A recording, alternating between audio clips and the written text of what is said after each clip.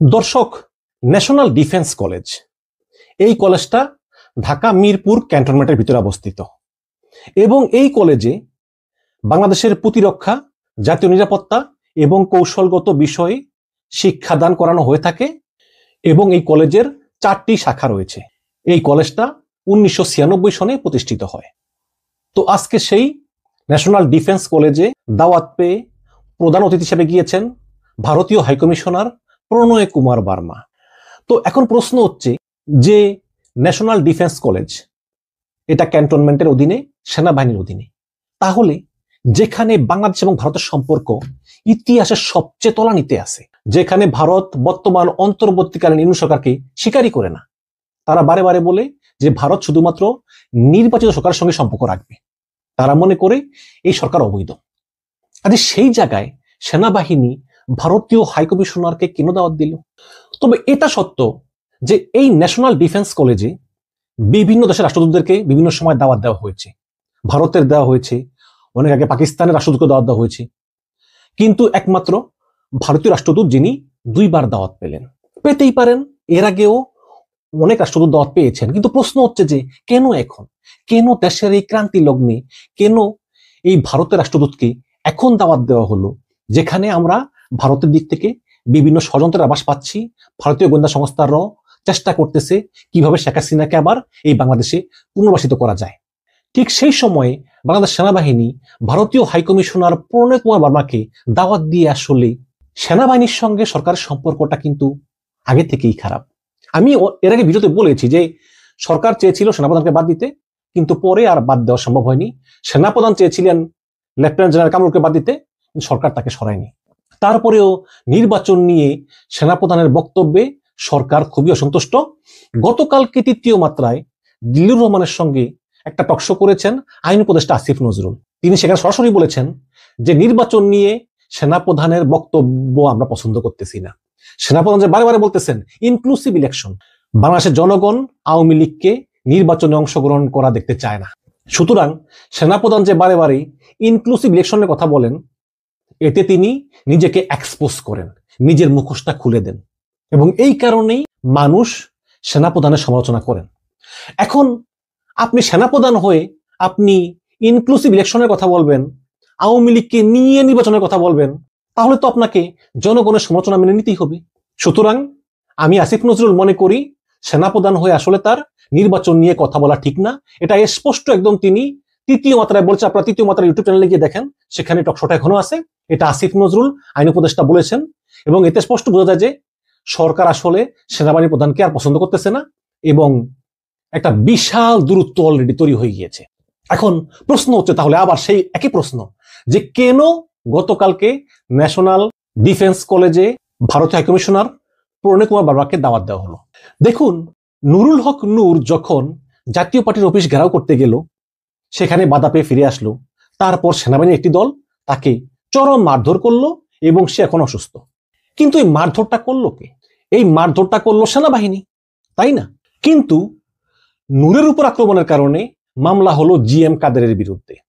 এখানে আমি পড়ি, গত 29শে আগস্ট রাজধানীর বিজয়নগরে গণ অধিকার পরিষদ নেতা কর্মীদের উপর হত্যার উদ্দেশ্যে হামলা চালিয়ে গুরুতর জখমের অভিযোগে জাতীয় পার্টির চেয়ারম্যান জিএম কাদের এবং মহাসচিব শামীম হায়দার পাটোয়ারি সহ 150 জনের বিরুদ্ধে মামলার আবেদন করা হয়েছে।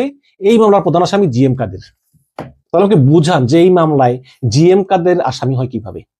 জিএম কাদের প্রথম থেকে পর্যন্ত কোন রকম উস্কানিমূলক বক্তব্য তিনি দেননি। তিনি বারবার ঐক্যের কথা বলেছেন। জিএম কাদের হাসিনার আমলে কি ছিলেন না ছিলেন সেটা তো আছেই, এটা আমি মানি যে জিএম কাদের আসলে ফ্যাসিস্টের দোসর ছিলেন। কিন্তু যেই মামলাটা করা হলো, যে নূরকে হত্যার অভিযোগে হামলা, এখানে জিএম কাদের নাম আসে কিভাবে? আসে না তো, কারণ জিএম কাদের ধারেও নাই, কাছেও নাই, পাশেও নাই। বরঞ্চ আরো জিএম কাদের অফিসে আগুন দেওয়া হয়েছে, জাতীয় পার্টির অফিসে আগুন দেওয়া হয়েছে, ভাঙচুর করা হয়েছে। সেখানে জিএম কাদের 1 নম্বর আসামি, এবং এটা করলো, থানাও মামলা নিল। তার মানে স্বরাষ্ট্র মন্ত্রণালয় এই মামলা নেওয়ার ব্যাপারে সবুজ সংকেত দিয়েছে। কারণ জিএম কাদের মতো একজন বড় রাজনীতিবিদ, তার নামে থানা মামলা নিবে, তাকে প্রধান আসামি করে একটা মামলা করলে সেই মামলা থানা অবশ্যই সরকারের উচ্চ পর্যায়ের অনুমতি ছাড়া নেওয়ার কথা না। তার মানে সরকারের উচ্চ পর্যায় থেকে সবুজ সংকেত পেয়েই রমনা থানা এই মামলাটা নিয়েছে। তাহলে একটা প্রশ্ন হচ্ছে যে মানল সেনাবাহিনী, কিন্তু আসামি কেন করা হলো জিএম কাদেরকে? দর্শক, সরকার সেনাবাহিনীর বিরুদ্ধে মামলা দিতে পারে না এবং সেনাবাহিনী সরকারের কন্ট্রোলেও নাই। সুতরাং জিএম কাদেরকে প্রধান আসামি করে একটা মামলা দিয়ে মূলত সরকার সেনাবাহিনীকে একটা শিক্ষা দিতে চাইল।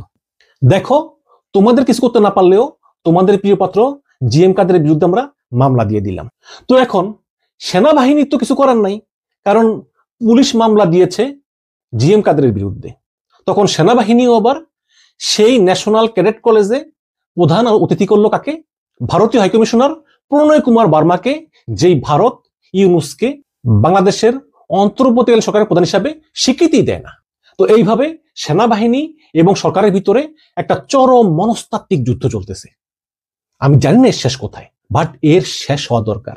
গত পরশুদিন সাবেক সেনাপ্রধান ইকবাল করিম ভুইয়া বলেছেন যে বর্তমান সরকার এবং সেনাবাহিনী এদের মধ্যকার সমস্যার সমাধানে আলোচনা জরুরি এবং নিজেরা আলোচনার মাধ্যমে অবশ্যই সম্পর্ক উন্নয়ন করতে হবে, কারণ সেনাবাহিনী দেশের একটি সাংবিধানিক প্রতিষ্ঠান এবং সরকার তো সরকারি। কাজে এই সরকার এবং সেনাবাহিনীর মধ্যে যে দ্বন্দ্ব, যে মনস্তাত্ত্বিক দ্বন্দ্ব, যে কোল্ড ওয়ার, এটা একটা দেশের জন্য কোনো মতেই ভালো ফল বয়ে আনতে পারে না। কাজেই সরকারকেও বুঝতে হবে যে সেনাবাহিনী আমাদের শত্রু নয়, সেনাবাহিনী আমাদের বন্ধু এবং এই সেনাবাহিনী আমাদের একটি শক্তি যারা আমাদেরকে শত্রুর আক্রমণ থেকে রক্ষা করবে। সরকারের উচিত সেনাবাহিনীর সঙ্গে দ্বন্দ্ব মিটিয়ে ফেলা এবং জেনারেল ওয়াকারের উচিত অনুধাবন করা যে আমি সেনাপ্রধান, আমি সরকারের অধীনে, সুতরাং সরকার কি চায় না চায় তার একটা মূল্য আমাকে দিতে হবে, সরকারের কথা শুনতে হবে। সুতরাং সরকারের সঙ্গে আলোচনা না করে হঠাৎ করে তিনি ভারতীয় হাইকমিশনার প্রণয় কুমার বার্মাকে ন্যাশনাল ডিফেন্স কলেজে দাওয়াত দিয়ে কতটুকু যুক্তিসঙ্গত কাজ করলেন সে বিষয়েও তাকে ভাবতে হবে।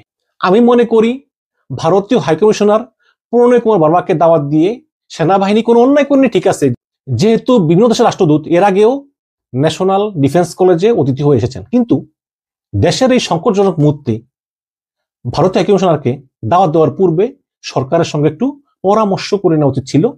কিন্তু যেহেতু পরামর্শ করেননি এবং উপরের ঘটনা বিশ্লেষণ পূর্বক এই সিদ্ধান্ত নেওয়াই যায় যে সরকারের সঙ্গে সেনাবাহিনীর একটা বিশাল মনস্তাত্ত্বিক দ্বন্দ্ব চলতেছে এবং এই দ্বন্দ্ব যতদিন ইউনূস সরকার ক্ষমতায় আছে ততদিন থাকবে বলেই আমার মনে হয়। তবে আমি আশা করি যে এই দ্বন্দ্ব এমন পর্যায়ে যাবে